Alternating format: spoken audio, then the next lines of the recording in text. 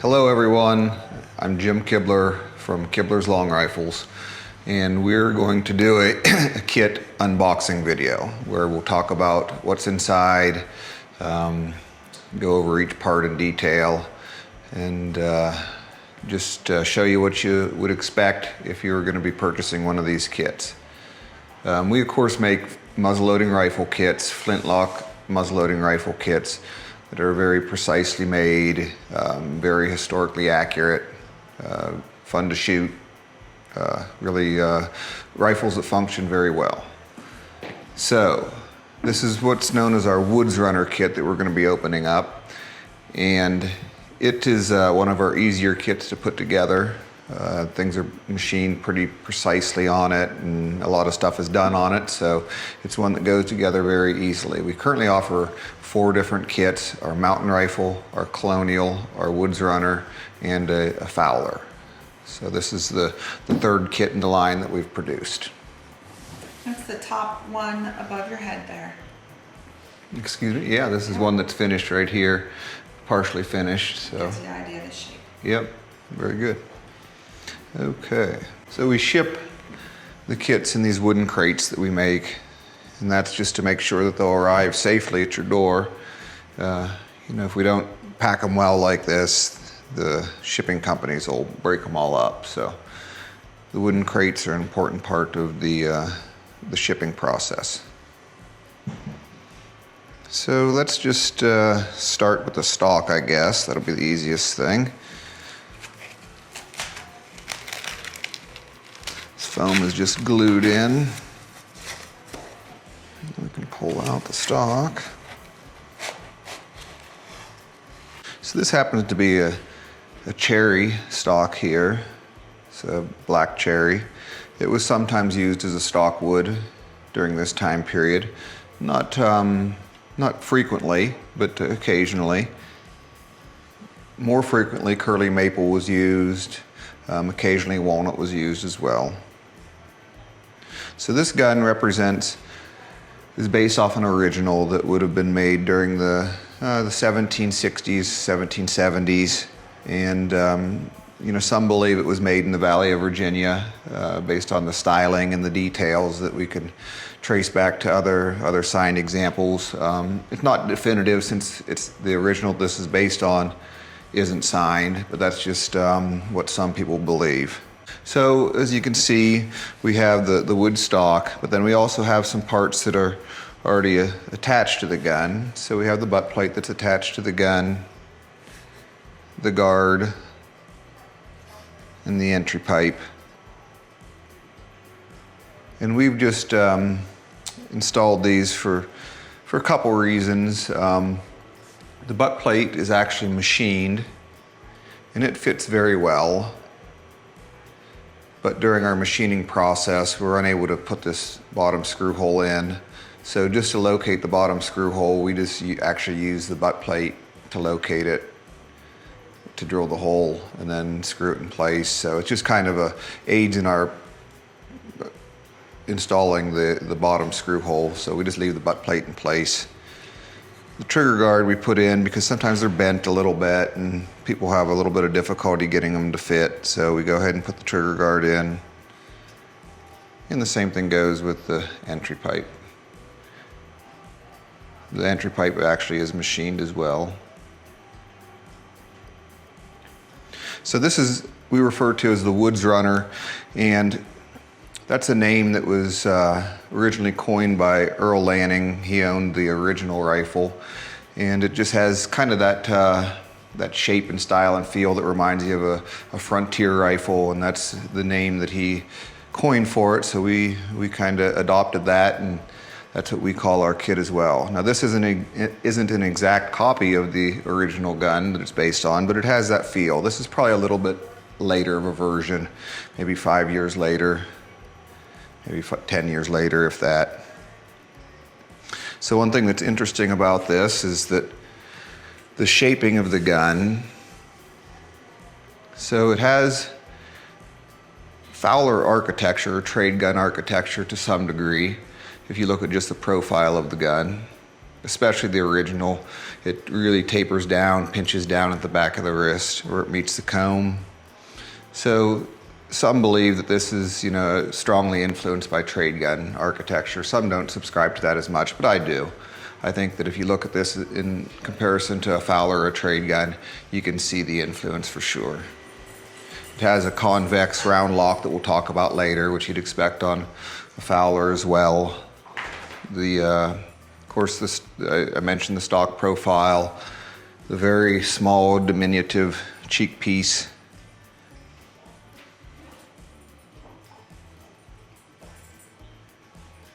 So I think that it does. It has some Fowler trade gun characteristics. Then it also mixes rifle characteristics where it has the flat toe. It has a rifle trigger guard. Why the flat toe? What is? Oh, just right there. Even though it's a slight curve, I see, as opposed to curving around that way. Yep. Okay. Rifle trigger guard, rifle butt plate, and a cheek piece. So what about the patch box? And a patch box. Yeah. So there's some of the key characteristics that define this as a rifle, and of course the rifle barrel. So we'll go ahead and pull out the. We'll pull out the box lid right now. So this has what's known as a sliding wood patch box, or a sliding wood box on it. Get it opened up here.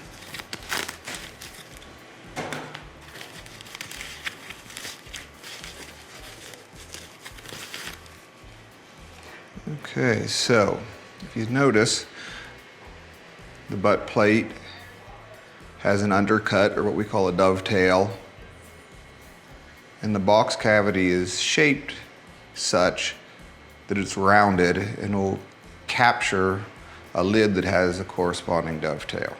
So this is a cavity that's traditionally used to store different things.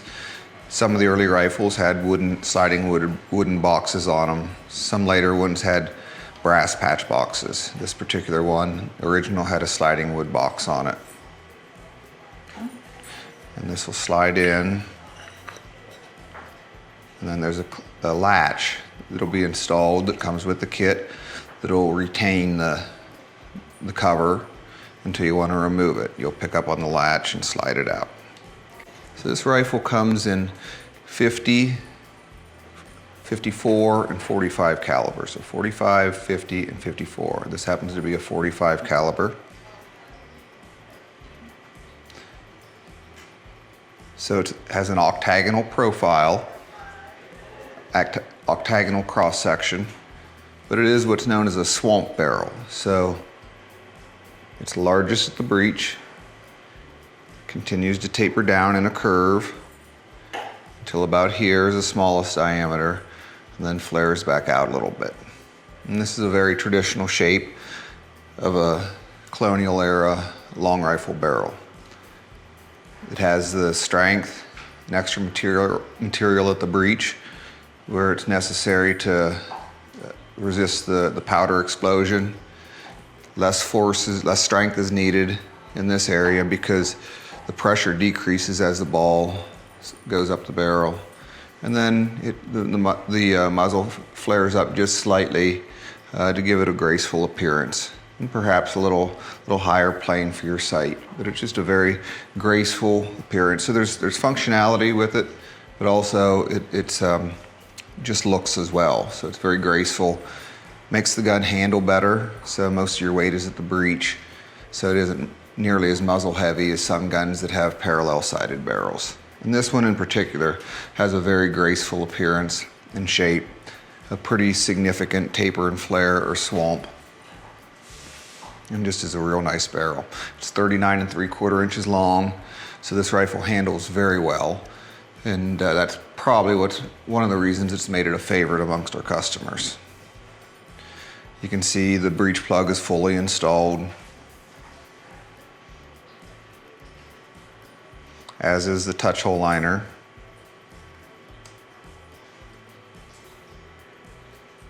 Who makes the barrels? So Rice and Green Mountain do the bores, and then we do the exterior of the barrel.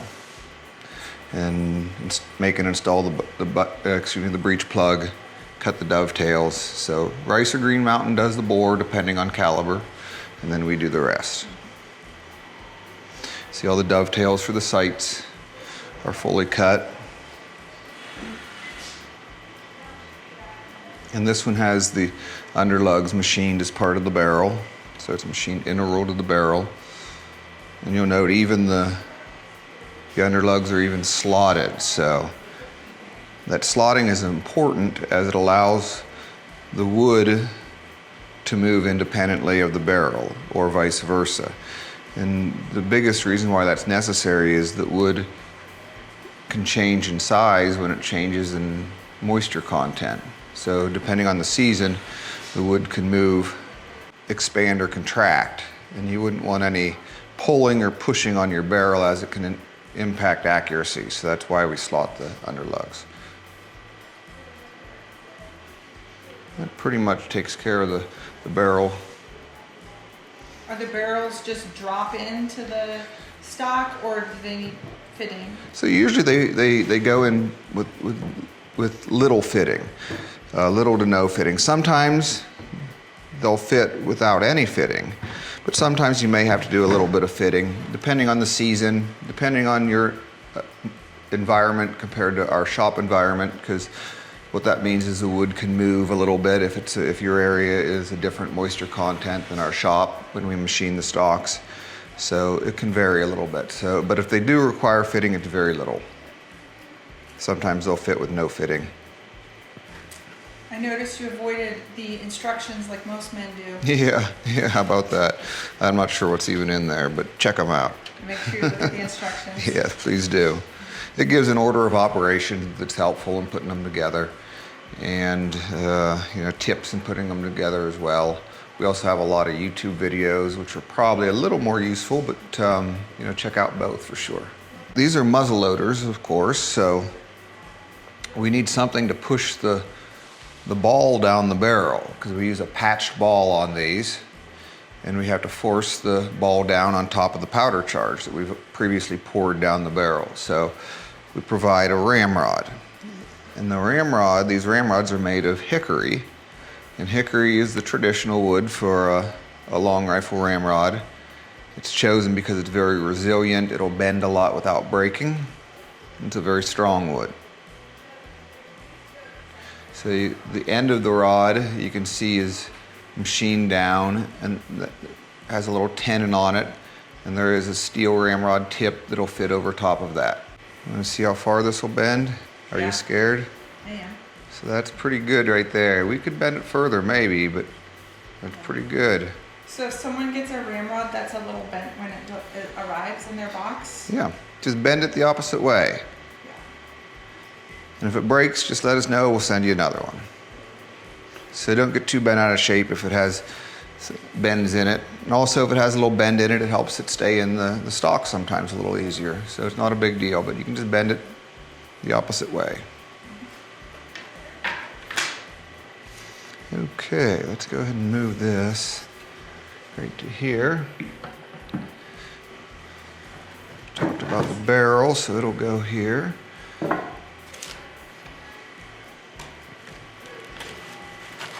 Now, we'll open up the parts box. First part you'll find is a bag containing the lock. This is a Flintlock.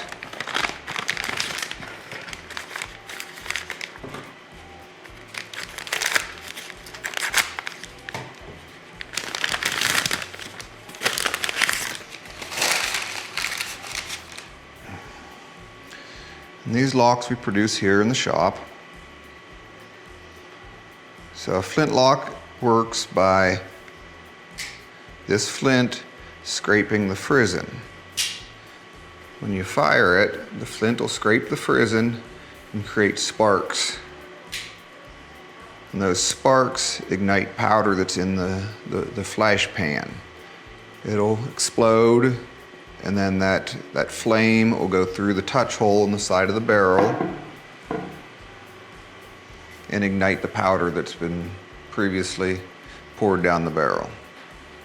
So I can demonstrate the sparking.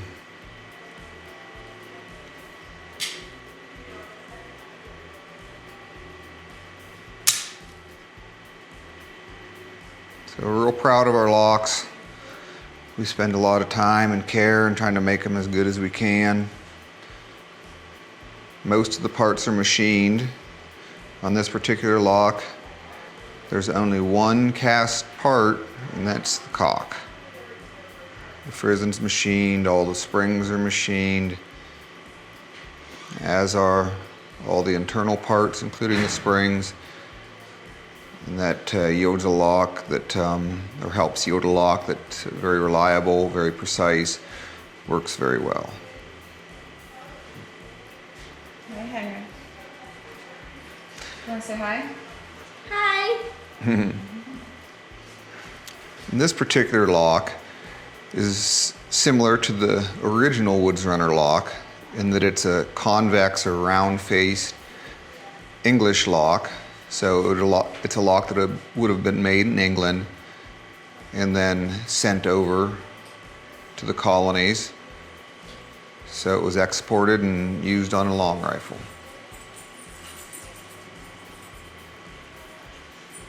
And it comes with a flint. It does. And if you have any questions about the lock, or it can be a little bit of a complex mechanism, but if there's any questions or any concerns that it doesn't work quite right, and that goes with any parts of the kit, is just give us a call and we can help you out.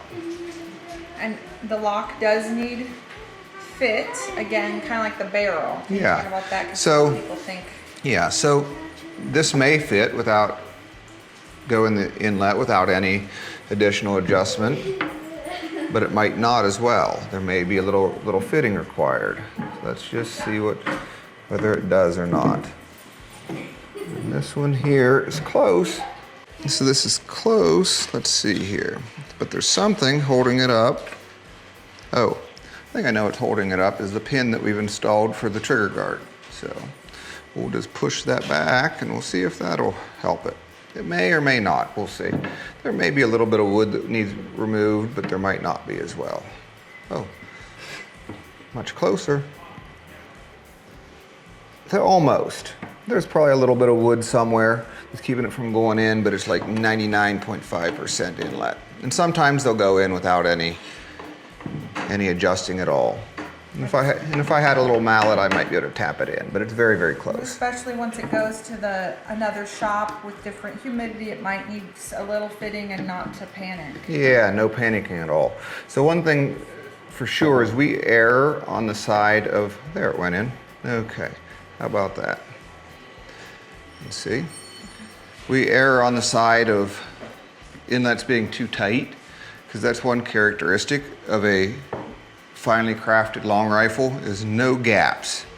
So you can see if you look closely around there, you'll find no gaps between the wood and the metal. We could open up the fit so it would fit every time, all the time, no matter where it went. Then it'd just be like any other cheap production gun, and that's not what we produce. These are very, very high quality, finely crafted. So in addition to the lock, all the other pieces that you'll need to assemble the kit are included. Go ahead and we'll talk about these one by one.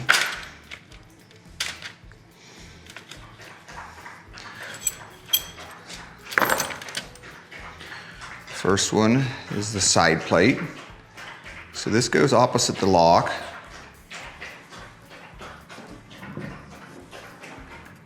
We won't be able to put it in because we've got this pin here, but unless we pull the pin out, but it'll go in that inlet in the stock. So this pin will just need to be shortened is all. We leave the pins long so you can pull them out easily during assembly. So that's why you'll see the pins sticking out from the stock. And then when you're done at the end, you just trim them off to the proper length around the ends and you're good to go. So this is a side plate.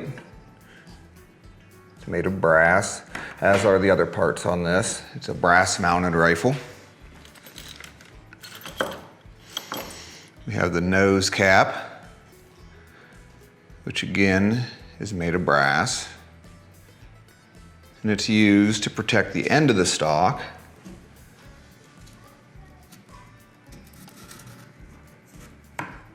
You can see. Those holes are pre-drilled. Yep, pre-drilled for screws that hold it to the stock. Mainly lined up with, they don't line up perfectly. Question about the screws not being lined up. You can usually twist the cap around a little bit, and also they're kind of offset a little bit in order to help pull the cap into place once the screws are tightened up. These are questions Brady gets all the time. That's good. And basically one interesting thing is pretty much all the end grain on the stock is protected. So you have end grain on the end of the stock, it's protected with the brass cap. You have end grain here, the entry pipe where it swells up, and we have an extension over that. The butt plate has end grain and it's protecting it. So pretty much anywhere there's end grain on the stock which can chip or damage more easily is protected. Okay, we'll move on here. We talked about the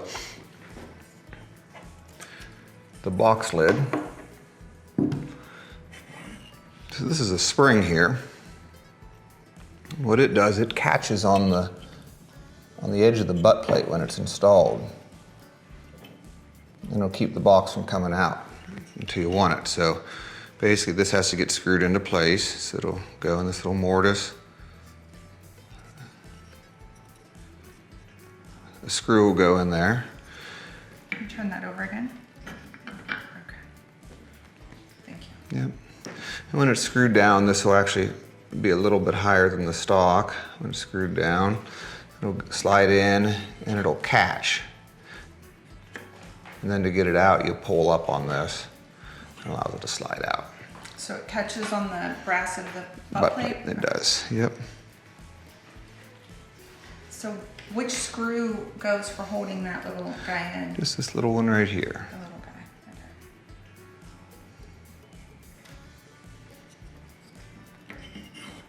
Okay, so we'll keep on moving on. Here's a trigger. It goes in the slot in the trigger plate. And then pivots on a pin. So there's a pinhole through the trigger. And there's a pinhole in the stock. And that's what this material is for. It'll go through that pinhole, through the stock, and then the trigger will pivot. We have more pin stock for holding all the different parts of the stock, such as the ramrod pipes and pinholes that go through the stock, through the underlugs. So in this particular kit, all the holes are drilled, so there's no need to drill any holes in assembly. We talked about the ramrod. This is the ramrod tip. So this should go on the end here. It's a little tight, but we again err on the side of it being a little tight than loose. If we would tap it, it would probably go on. I like a nice tight fit with the ramrod tip. And then a pin goes through, a cross pin goes through, which actually is just a little nail. So you drill a hole, put the nail through, and then peen the sides of the nail to hold the tip on the rod. And that's a very, very traditional attachment method. It's the same size ramrod for every caliber. For the Woodsrunner. For the Woodsrunner. Yep. Within a thing, and it'll be fine. Yep. Okay. We have some ramrod pipes. So these are what helps hold the ramrod to the stock. There you go, and then there'll be a pin that'll go through to hold it to the stock. So there's no fitting needed for the ramrod pipes? Occasionally there is a little bit, but oftentimes there isn't. Okay. And there's another ramrod pipe here somewhere.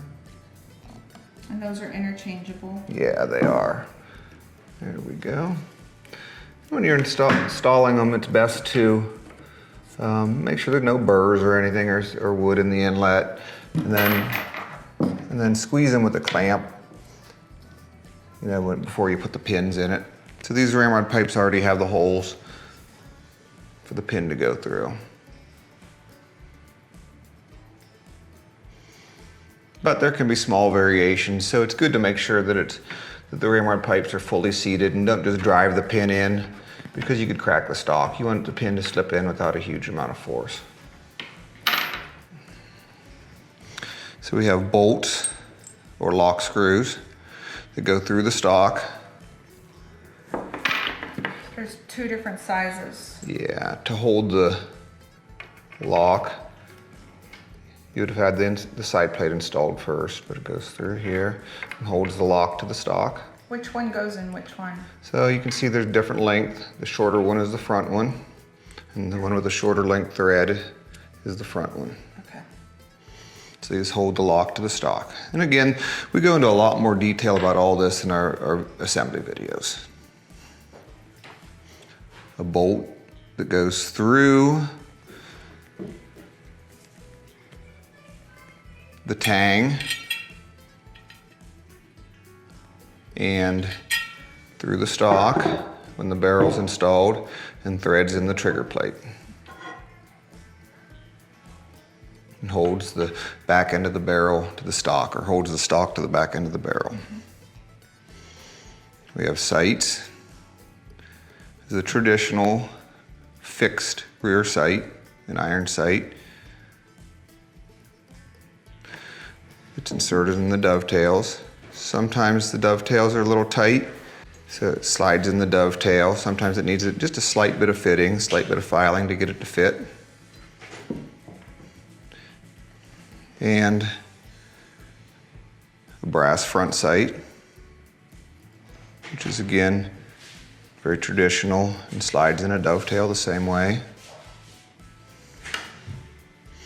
And finally, we mentioned the nose cap. So here's a couple little brass screws that are used to attach the nose cap to the stock.